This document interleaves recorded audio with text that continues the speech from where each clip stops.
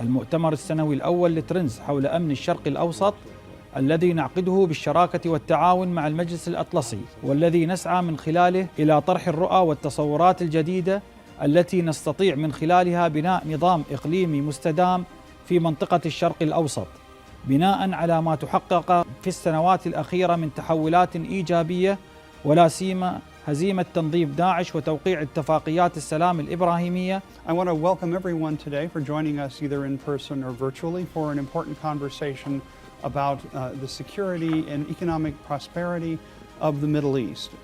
Today's conference is the first one that the Atlantic Council is co-hosting with our friends at Trends Research and Advisory. Talking about Middle East security in a changing world is not an easy task.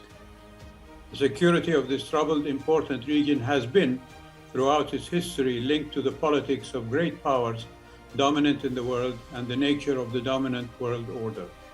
The world and its regions are facing immense challenges which, if not met responsibly by the community of states, particularly by great powers, the world will continue to live in a state of uncertainty that threatens its future and the human progress that was achieved during the last few decades in all fields.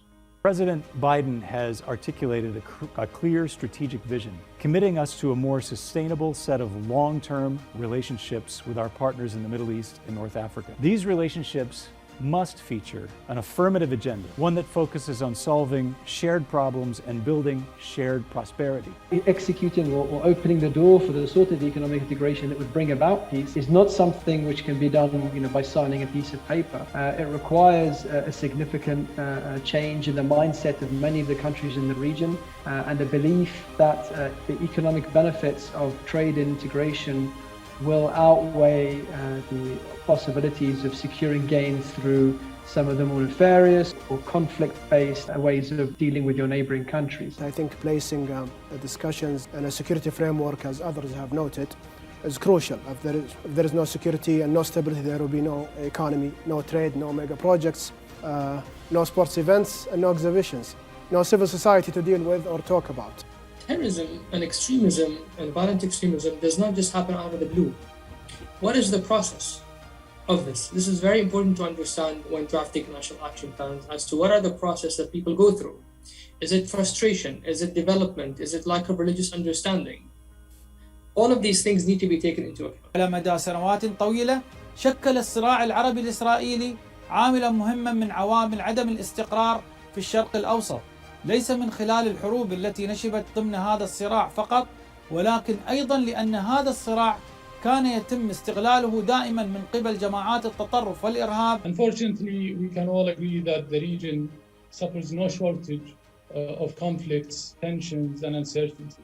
It is plagued by a number of key security challenges, chief amongst which are the destructive ideologies, terrorism, extremism, sectarianism, as well as armed non-state actors, which are supported in some cases by state actors, and the prevalence of fragile and failed states. If you ask young people in the Middle East, they really want to see better quality of life, they want to see opportunities, they want to see jobs, they want to see a better future for them and their families. In my opinion, a year after the Abraham Accords, we have an opposite vision. I think that the Abraham Accords actually could serve as a stepping stone in the build-up of a long and thriving vision for the Middle East.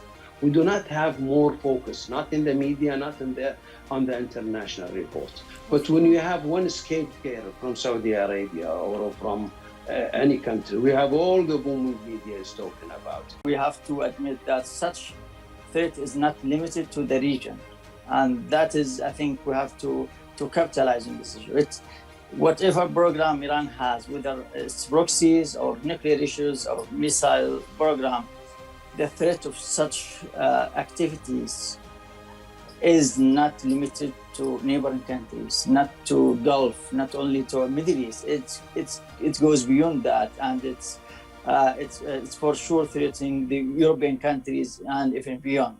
Of this security mechanism, or is it just theory. And I think what we've seen lately, a type of a new dynamics when it comes even to addressing the Palestinian issue. We've seen Jordan and Egypt coming back again. We've seen even Qatar and Turkey being involved in how to address the...